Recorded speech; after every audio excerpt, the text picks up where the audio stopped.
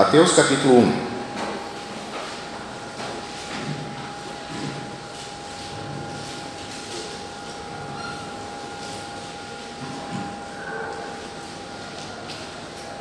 Versículo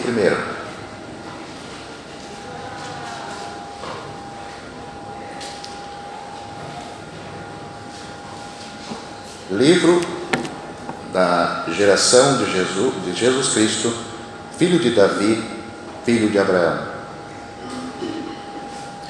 Depois tem a genealogia, descrevendo vários nomes, acredito que é conhecido de todos. Vamos agora para o versículo 18. Ora, o nascimento de Jesus Cristo foi assim: estando Maria, sua mãe, desposada com José, antes de se ajuntarem, achou-se ter concebido do Espírito Santo. Então José, seu marido, como era justo e não queria infamar,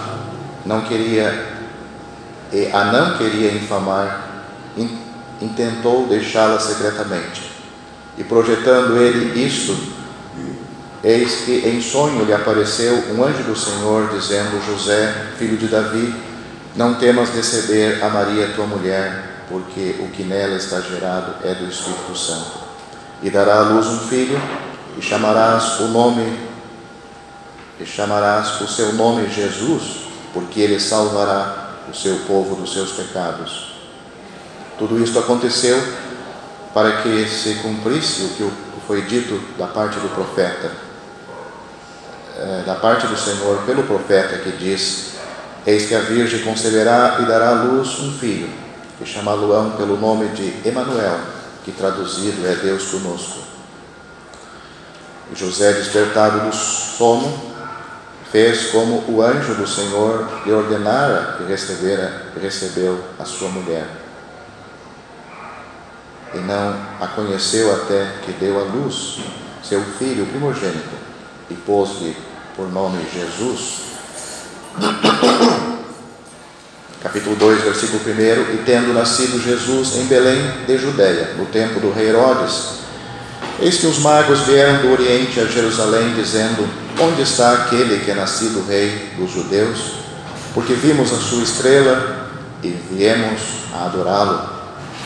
E o rei Herodes, ouvindo isto, perturbou-se, e toda Jerusalém com ele. E congregados todos os príncipes dos sacerdotes e os escribas do povo, perguntou-lhes onde havia de nascer o Cristo. E ele lhes disse: em Belém da Judeia, porque assim está escrito pelo profeta: e tu, Belém, terra de Judá, de modo nenhum és a menor entre as capitais de Judá, porque de ti sairá o guia que há de apacentar o meu povo Israel. Então Herodes, chamando secretamente os magos, inquiriu exatamente deles acerca do tempo em que a estrela lhe aparecera. E enviando-os a Belém, disse: ide e perguntai diligentemente pelo menino, e quando o achardes, participai-mo, para que também eu vá e o adore. E tendo eles ouvido o rei, partiram, e eis que a estrela que tinham visto no Oriente ia diante deles, até que, chegando, se deteve sobre o lugar onde estava o menino. E vendo eles a estrela, regozijaram-se muito, com grande alegria. E entrando na casa, acharam o menino com Maria sua mãe, e prostrando-se, o adoraram. E abrindo os seus tesouros, ofertaram-lhe dádivas, ouro, incenso e mirra. E sendo por divina revelação avisados num sonho, para que não voltasse para junto de Herodes, partiram para sua terra por outro caminho. Versículo 19. Morto, porém, Herodes, eis que o anjo do Senhor apareceu num sonho a José no Egito, dizendo: levanta-te e toma o menino e sua mãe, e vai para a terra de Israel, porque já estão mortos os que procuram a morte do menino. Capítulo 3, versículo 1. E naqueles dias apareceu João Batista pregando no deserto da Judeia e dizendo: arrependei-vos, porque é chegado o reino dos céus. Porque este é o anunciado pelo profeta Isaías, que disse: voz do que clama no deserto, preparai o caminho do Senhor, endireitai as suas veredas. Este João tinha suas vestes de pelos de camelo e um cinto de couro em torno de seus lombos, e alimentava-se de gafanhotos e mel silvestre. Então iam ter com ele Jerusalém e toda a Judeia e toda a província adjacente ao Jordão, e eram por ele batizados no Jordão, confessando os seus pecados. E vendo ele muito dos fariseus e dos saduceus que vinham ao seu batismo, dizia-lhes: raça de víboras, quem vos ensinou a fugir da ira futura? Produzi, pois, frutos dignos de arrependimento. E não presumais de vós mesmos, dizendo: temos por pai Abraão, porque eu vos digo que, mesmo destas pedras, Deus pode suscitar filhos a Abraão. Também agora está posto o machado à raiz das árvores. Toda árvore, pois, que não produz bom fruto, é cortada e lançada no fogo. E eu, em verdade, vos batizo com água para o arrependimento, mas aquele que vem após mim é mais poderoso do que eu, cujas alparcas não sou digno de levar. Ele vos batizará com o Espírito Santo e com fogo. Em sua mão tem a pá, e limpará a sua eira, e recolherá no celeiro o seu trigo, e queimará a palha com fogo que nunca se apagará. Então, com a bênção de Deus, é isto que nós vamos ler nesta primeira parte. Como eu disse, a intenção, se Deus permitir, é na segunda parte nós ler alguns versículos em 1 Samuel. E é interessante como esses dois livros têm bastante ligação. Nós vemos que o povo de Deus, tanto na época de 1 Samuel, como aqui, estava bem desviado de Deus. Juízes, o último versículo, que nós vamos ler depois, na segunda parte, diz que não havia rei, não havia um governante, e o povo fazia o que bem lhe parecia. O que achava correto, então era feito. O último livro que nós temos do Antigo Testamento apresenta também o povo de Deus bem desviado de Deus. Mesmo eles sendo levados para o cativeiro, a Síria, a Babilônia, ao retornar, nós vemos que a espiritualidade da nação estava baixa, zero. Eles tinham a formalidade, mas não tinham a espiritualidade. Faltava. Claro que a formalidade também começa a cair muito. Lá nós lemos que eles ofereciam para Deus os animais mancos, com defeito físico, aqueles que não serviam mais. Deus até falou com eles através do profeta, dizendo para eles oferecer para o governador, para o rei deles, e não para Deus. 400 anos depois do que nós temos em Malaquias, nós temos o registro do nascimento do Senhor Jesus. Samuel também começa, como aqui, um nascimento sobrenatural, um nascimento divino. Nós vemos Ana, mesmo não podendo ter filhos, ela era estéril, mas nós vemos que a graça de Deus operou naquela senhora, naquela mulher, naquela irmã.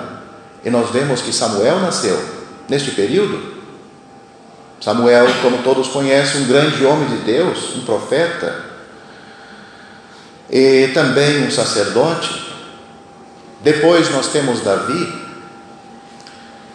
Quando aparece Davi, nós temos o rei Saul, um rei mau, um rei que era segundo o coração dos homens, que atendia, ele foi levantado, na realidade, foi autorizado por Deus a ele ser colocado como rei, porque era isso que o povo de Deus naquela época queria. Então, aquele rei era segundo o coração dos homens. A mesma coisa quando o Senhor Jesus aparece aqui, nós temos um rei segundo o coração dos homens, Herodes. Nós vemos que era um rei até que ele procurava referências na Bíblia acerca do Messias, nós lemos hoje de noite, mas não era um rei segundo o coração de Deus. Em Samuel nós vemos que Deus levanta entre seus irmãos um rei segundo o seu coração, Davi. Aqui em Mateus nós vemos que Deus também levanta entre os seus irmãos, numa família, o Senhor Jesus. A gente sabe que ele foi gerado primeiro, antes dos seus irmãos, mas como Davi, ele também foi escolhido entre os seus irmãos. Ele era o Filho de Deus, todos nós sabemos, mas aqui nós temos um homem perfeito, o verdadeiro homem, segundo o coração de Deus. São algumas referências, algumas comparações entre esses dois livros. Sem dúvida existem muitas outras, mas não é a minha intenção pensarmos tanto sobre essas comparações, mas sim no que nós acabamos de ler. Na nossa leitura, nós vamos ver bem destacado a graça de Deus, sendo manifestada de algumas maneiras. Por todo o livro nós vemos, o livro de Mateus, nós vemos a graça de Deus. Neste primeiro capítulo, onde nós temos, pelo menos até aí os versículos que tratam da genealogia, nós vemos a graça de Deus na vida dessas pessoas que aparecem aqui. Como a graça de Deus pode brilhar em vidas de pecadores, falhos, fracos, com defeito, que falham nas suas vidas, falham na família, falham em governar, falham nas coisas de Deus. Mas nós vamos ver que os nomes dessas pessoas estão aqui, e eles estão, de certa forma, brilhando aqui neste primeiro capítulo. Quando nós abrimos o Novo Testamento, a graça de Deus operando na vida deles. Por estas pessoas, Deus trouxe o seu Filho a este mundo. No segundo capítulo, nós vamos ver a graça de Deus operando no crente, na sua vida com Deus, o seu relacionamento com Deus. E depois, no capítulo 3, nós vamos pensar a graça de Deus no crente operando no mundo, o seu testemunho no mundo. Então, com a ajuda de Deus, vamos pensar um pouco nesses assuntos.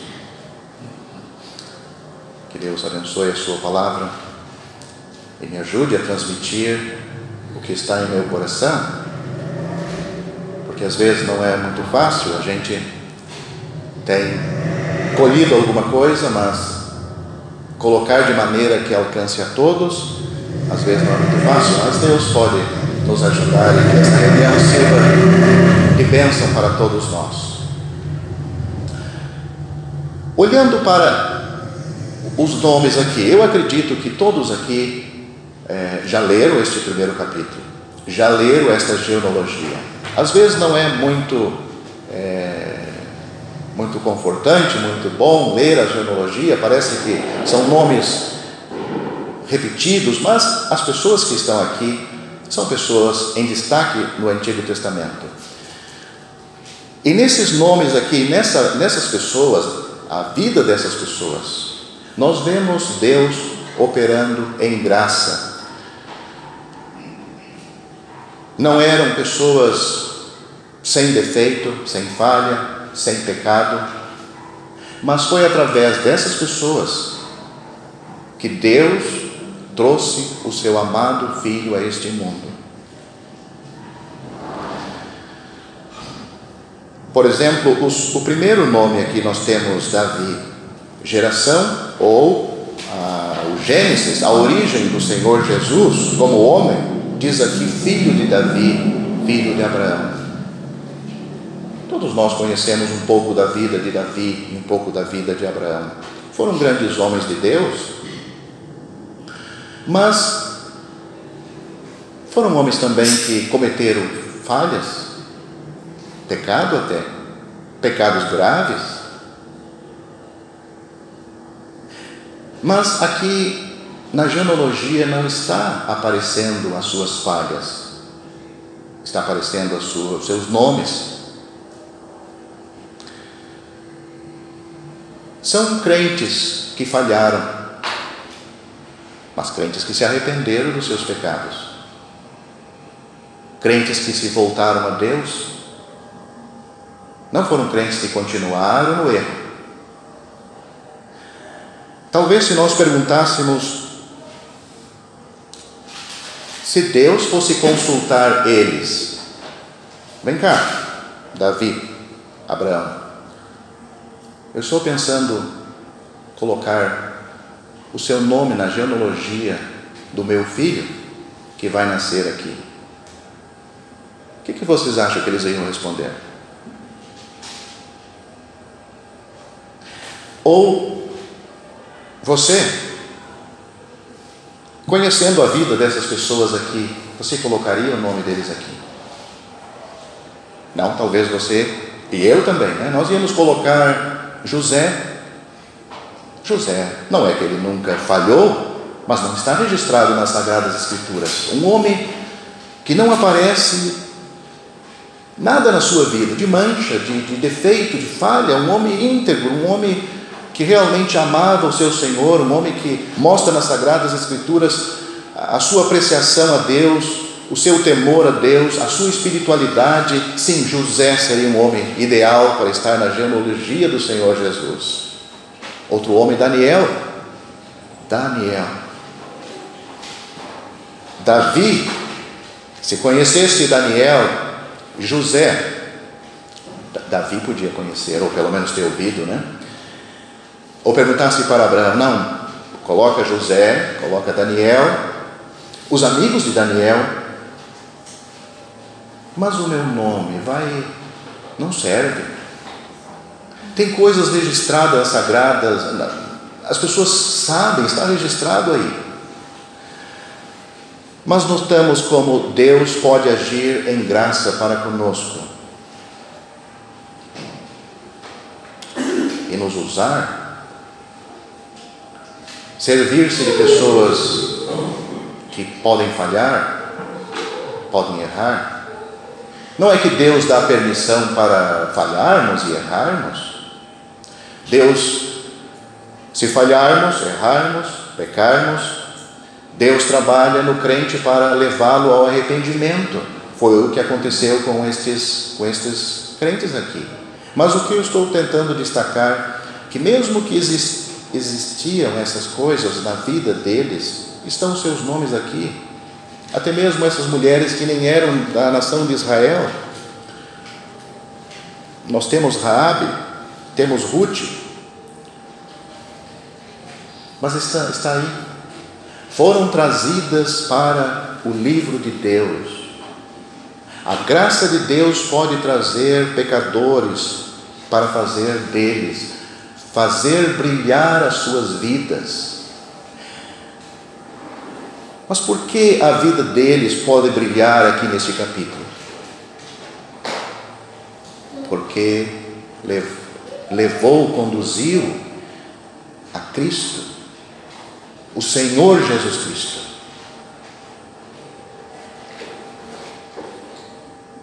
As nossas vidas só vão brilhar se Cristo está traçando as nossas vidas. Se os nossos projetos, os nossos negócios, as nossas decisões, Cristo, Ele tem influência. Se Ele faz parte destas coisas, mas quando Ele é excluído, a nossa vida pode brilhar no mundo, podemos ser grandes pessoas no mundo, mas Deus não vai poder registrar vidas úteis para Deus. Deus não vai poder computar, não vai ter somatória, vai ser vida perdida. Mas, lendo esse primeiro capítulo, nós podemos nos animar. Podemos, se existe alguma coisa errada nas nossas vidas, podemos deixar, nos arrepender, nos acertar com o Senhor, buscar o Senhor, nos aproximar dEle e sermos úteis para Ele. Não tem limite do que Deus pode fazer através do irmão e da irmã aqui. Os limites são colocados por nós. Como eu disse, eles nunca imaginaram que os seus nomes, quando abrisse o Novo Testamento, Deus, Ele está agora para lançar um projeto novo, uma nova aliança, algo totalmente novo.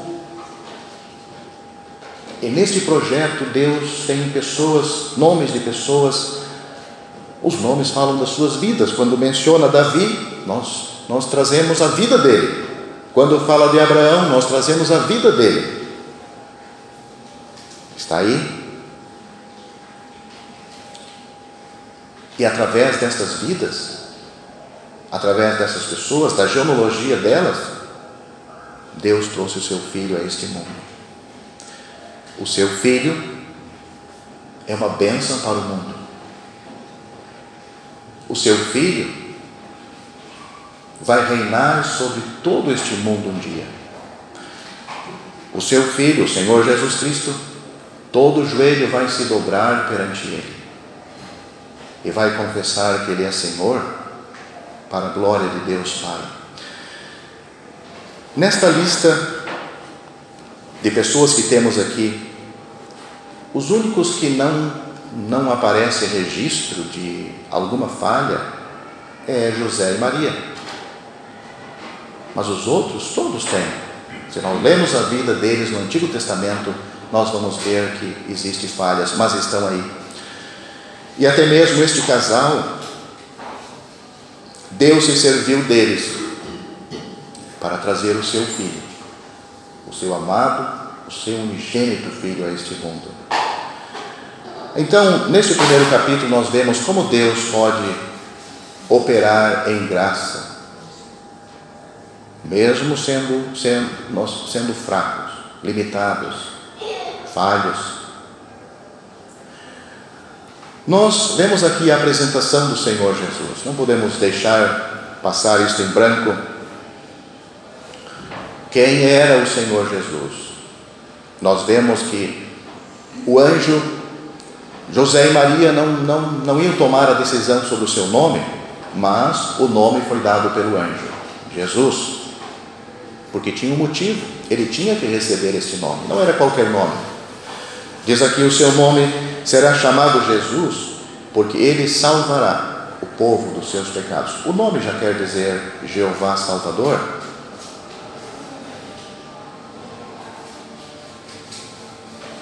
Ele é o único Salvador, não tem outro. Ele mesmo disse: eu sou o caminho, a verdade e a vida. Ninguém vem ao Pai senão por mim. Ele disse: eu sou a porta, se alguém entrar por mim, salvar-se-á. Ele fechou todas as outras portas para qualquer pessoa, você, eu, qualquer pessoa no mundo, para um dia chegar no céu, chegar a Deus, temos que entrar por esta porta. Ele disse: eu sou o caminho, a verdade e a vida. Ninguém vem ao Pai senão por mim. Interessante, ele não diz ninguém vem ao céu, mas ao Pai. Muita gente quer ir para o céu, mas não quer encontrar com o Pai. Muita gente quer chegar no céu, mas não quer o dono do céu. Ele não quer Deus como Pai da sua vida aqui. As pessoas sim querem receber as bênçãos de Deus, querem resolver seus problemas, mas o Senhor Jesus, Ele está dizendo que Ele é o caminho, a verdade e a vida, e ninguém vem ao Pai senão por mim. O Senhor Jesus, ao salvar uma pessoa, Ele coloca essa pessoa em comunhão com o Pai, com Deus. Esta é a obra da salvação. Quando o Senhor Jesus salva uma pessoa, Ele não coloca esta pessoa em comunhão na igreja local, no batismo, não bota as pessoas em comunhão na ceia. Ele bota em comunhão com Deus. Muita gente pode estar na comunhão da igreja, muita gente pode ter passado pelo batismo, mas nunca ter sido ligado a Deus. Pode estar o nome no hall de alguma igreja, mas nunca, ele não tem comunhão com Deus, ele nunca foi ligado. Só o Senhor Jesus pode ligar as nossas almas com Deus. Isso é importante, isso é fundamental. Sem isto, se você não tem isto, você está perdido. A pessoa pode dizer e praticar e fazer o que quiser relacionado às coisas de Deus, mas se não tem essa ligação com o Pai, feito pelo Filho, é uma casa construída na areia. E pode trabalhar, e pode se esforçar, e pode tentar modelar esta casa da melhor maneira possível para dar uma impressão que tudo está bem, mas falta. Na hora da morte, essas coisas ficam. E aquele que pode levar aquele pecador para o céu, ele não tem. Então, aqui nós temos o anjo dizendo: Jesus, porque Ele salvará. Ele não salva um pouco e a ceia salva outro pouco. A ceia não completa nada a nossa salvação, nem o batismo, nem a igreja, nem pregar o Evangelho. Não. Cristo salva, e salva perfeitamente os que por Ele se chegam a Deus. Todos aqui já têm Ele. Nós podemos ter muita coisa, sim. Deus oferece muita coisa para a bênção do povo de Deus, para aquele crente que um dia começou ali, entrou por esta porta. Mas nós temos mais aqui. Então, se no primeiro capítulo nós vemos a graça de Deus brilhando na vida dessas pessoas, desses crentes, muitos aqui, operando mesmo através das suas fraquezas, nós vemos que José e Maria, eles não eram pessoas ricas, todos sabem disso, pessoas pobres, não tinham bens materiais. Quando o Senhor Jesus nasceu, nós vemos que ele foi envolvido em panos, colocado numa manjedoura. Vemos pelo sacrifício que foi feito por Maria, aquele pombinho, ou os pombinhos. Então mostra que Deus, para usar um crente, um irmão, uma irmã, um casal, Ele não precisa escolher alguém entre os irmãos que tem condições financeiras, bem. Nós imaginamos, poderíamos imaginar, a gente sabe porque está escrito aqui, mas se Deus fosse trazer o seu Filho, o seu eterno Filho, o Filho do seu amor, aquele que Ele ama por toda a eternidade, algo que vai além até mesmo da nossa compreensão. Quando nada existia, os dois existiam, os dois se completavam. Nada foi criado para preencher algum vazio que o Pai e o Filho sentiam na eternidade, mas pelo contrário, as coisas foram criadas para abençoar essas coisas criadas, mas não para completar algo a eles. Este Filho, Ele entregou a um casal, não vou dizer mais pobre, porque a gente não conhece, mas era pobre. Ele confiou o seu filho a uma moça que não tinha nem experiência de cuidar de um bebê. Ela era noiva, no nosso termo, né? Mas nós temos que passar para o capítulo 2, onde nós vemos a graça de Deus operando agora na vida desta pessoa salva, na sua vida com Deus. Então, qual é o resultado? Nós vemos isto nestes magos. Vieram do Oriente, Deus falou com eles. A gente não tem muita informação sobre eles, mas o que temos aqui, nós podemos perceber que estes magos sabiam acerca do Messias, que ele ia vir ao mundo. Ele, quando nascesse aqui, a sua finalidade era para ser um rei. Foi isso que ele disse para Herodes, né? Para isto eu nasci e para isto eu vim ao mundo. Quando Herodes perguntou se ele era rei, esses magos foram chamados por Deus através de algo que eles já conheciam, e eles estavam esperando o tempo. Então Deus avisou através daquela estrela. Eles vieram de longe, de muito longe, em busca desta pessoa. Eles ouviram falar bem do Senhor Jesus. Nós não sabemos o quanto eles conheciam a respeito do Senhor, mas eles deixaram suas famílias, e já vou adiantar, não eram 3 magos como a religião procura ensinar, podia ser muitos homens. Eles associam os três presentes aqui registrados, mas podia ser uma caravana de homens que viajaram lá do Oriente para vir conhecer o Senhor Jesus. Deus avisou, Deus chamou e eles vieram. É assim que Deus faz hoje. Deus reúne o seu povo, chamando eles nos seus corações para se reunir na igreja, não, para se reunir com seu Filho. Estes magos vieram.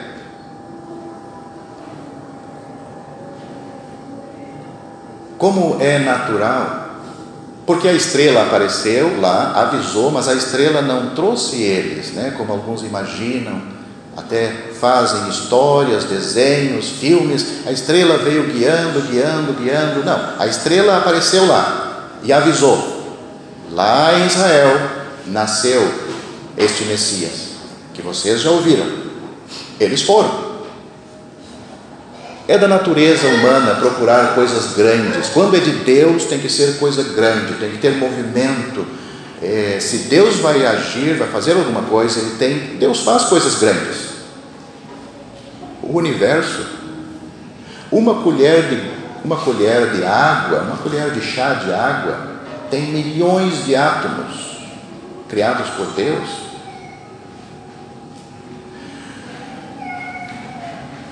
Mas a obra de Deus, a obra espiritual de Deus, normalmente ele começa com coisas simples, pequenas.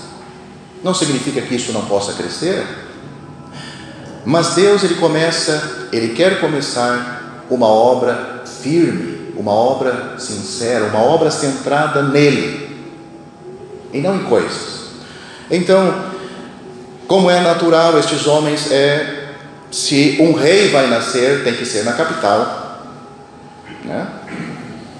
Se tem a obra de Deus em algum lugar, tem que ser lá, naquele lugar onde tem vidros coloridos, desenhos no teto de anjos. É lá naquela casa grandona. Mas esses homens foram lá e não encontraram o Senhor Jesus em Jerusalém, não estava lá. Nós vemos que o rei Herodes ficou sabendo disto. Vemos que eles consultaram as Escrituras, e as Escrituras diziam aonde ia nascer o Senhor Jesus, e Herodes encaminhou eles para lá. Eles foram a Belém. Então, nós temos alguns pensamentos aqui, mas é até as 8? A primeira parte?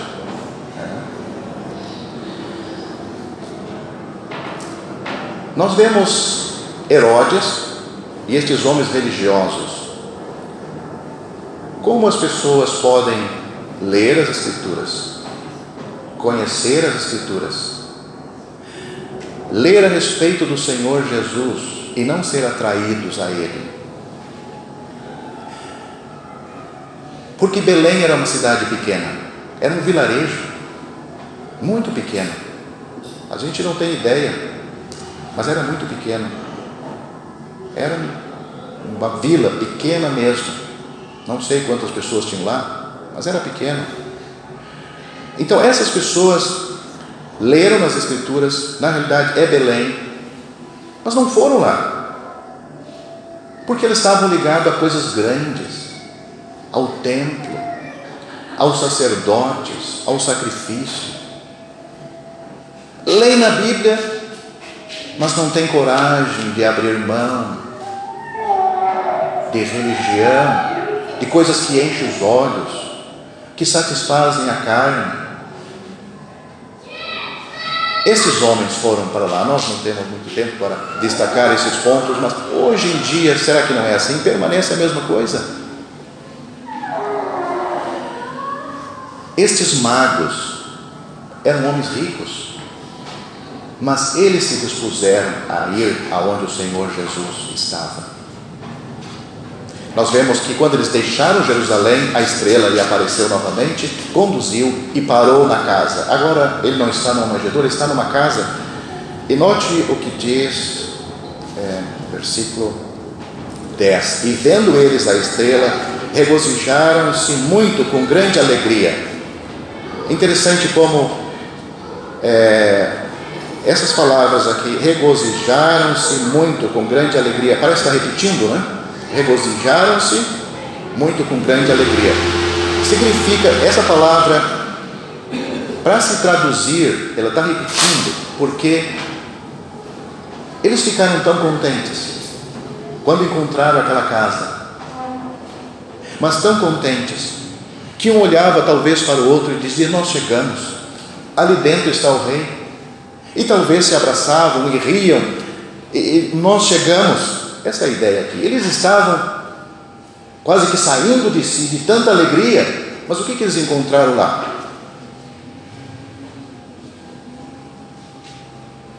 Não tinha gente entrando ou saindo pela janela, não tinha fila para ver o Senhor Jesus. Ele não estava fazendo milagres. Tinha 3 pessoas lá na casa, só 3. Ele, a mãe e o filho.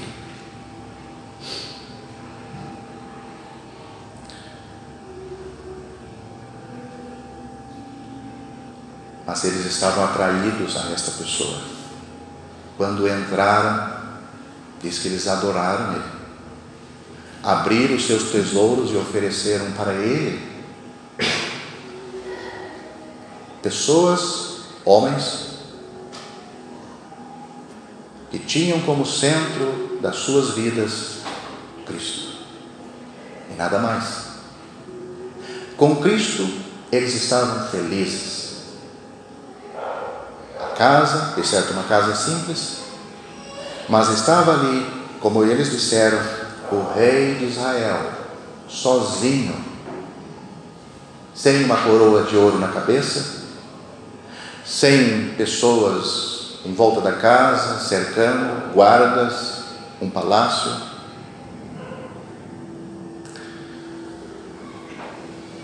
Hoje acontece a mesma coisa. As pessoas não querem ficar sozinhas com Cristo. Não querem se reunir onde tem poucas pessoas que estão sozinhos com Ele. Mas, irmãos, vale a pena?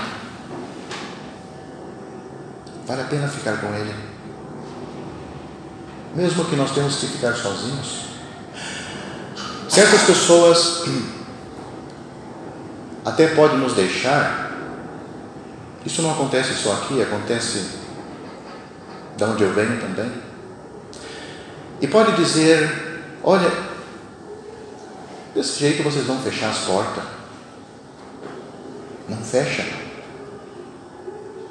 Não fecha. Pode ficar 2 ou 3 irmãos com o Senhor Jesus, em obediência a Ele, em adoração a Ele, em reverência a Ele.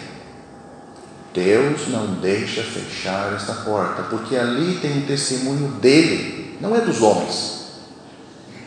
Aquele grande templo do qual os homens se apegaram, no ano 70 foi destruído tudo. Aquela nação sofreu horrores nas mãos dos romanos. Nós vemos aqui no versículo 19, morto porém Herodes, mas não só ele, diz aqui,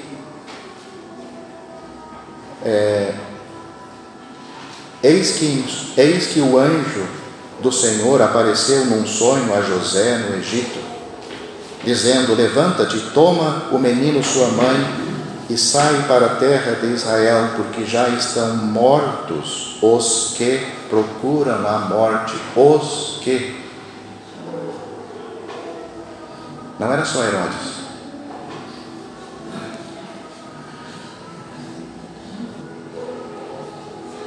Então, nós temos motivos para ficarmos com o Senhor, nos reunir ao nome do Senhor Jesus, ser atraídos a Ele. Talvez não temos apoio das pessoas de fora, até eles nos criticam. Como eu disse, até dizem: olha, isso aí não vai muito longe. Vai longe, vai. Deus, Ele não se importa tanto com quantidade de pessoas, mas Ele se preocupa com qualidade. Pessoas que têm vida, pessoas que realmente estão dispostas a servir a Ele, alma. Lá em Jerusalém nós temos o grande templo. Estes homens conheciam as Escrituras. Herodes até disse: olha, vai e depois vocês me informam que também eu quero adorar, mas é só de boca. As pessoas podem cantar a respeito de Cristo, podem falar bem dele, mas o coração está vazio, não estão dispostos a obedecer a Ele, como as Escrituras ensinam. Eu vou finalizar então com João Batista. Aqui nós temos a graça de Deus operando na vida do crente de maneira pública. João Batista, nós temos ele, um homem que estava anunciando a respeito de Cristo, como um arauto. O arauto, acredito que alguns aqui conhecem antigamente como funcionava. O rei ia visitar certa cidade, então o arauto, com alguns soldados, ele ia na frente para avisar as pessoas: olha, o rei vai passar por aqui. Então ele ia tirando do caminho todo o lixo, limpando as estradas, preparando as pessoas. Assim era João. O rei está vindo. Mas ele não estava preparando essas coisas literais que citei, ele estava preparando o coração das pessoas. Ele estava preparando o coração para receber Cristo. Assim o crente também faz. Ele fala a respeito do Senhor Jesus. Ele quer levar as pessoas a Cristo nos seus corações. Não atrair elas a outras coisas, a orquestra, a igreja, ao batismo, à ceia. Não, a pessoa tem que ser conduzida a Cristo. Também nós vemos que não eram só as palavras de João, mas a sua vida. Palavras podem ser muito bonitas, mas a vida não combinando. Como no caso daqueles magos, eles deixaram a religião do Estado, a religião que estava em foco, a religião dos judeus, o templo e tudo aquilo, para ir a um lugar onde só Cristo estava para a adoração. João também, para anunciar a respeito de Cristo, ele não usa das coisas da religião moderna, da religião que funciona, da religião que traz bastante gente. Não. Ele, pelo contrário, ele vai para o deserto, ele vai para o Jordão. Ele se veste até de maneira que não dá a entender. Olha, a gente não é tão fora também, a gente não quer ser tão. Não, a gente é distinto. João, ele se vestiu de pele de camelo, cinto de couro, comia gafanhotos, mel silvestre, algo totalmente fora. O camelo era um animal imundo para os judeus. Ele era filho de um levita que trabalhava no templo. Mas Deus estava fazendo uma obra livre e longe de todo aquele sistema, aonde só o seu filho era o centro. Bem, então, Deus tinha João, e Deus tinha quem mais? João. Quem mais? João. Aquele homem esquisito lá, no Jordão, no deserto, mas é aquele que Deus está usando. Se não quer ir a ele, não tem outra obra de Deus, não tinha outra obra de Deus naqueles dias, a não ser a obra de João. Mas ele está contrariando tudo que existe em nossos dias, naqueles dias. Pois é, mas esta é a obra de Deus, indo na contramão de tudo que se diz obra de Deus.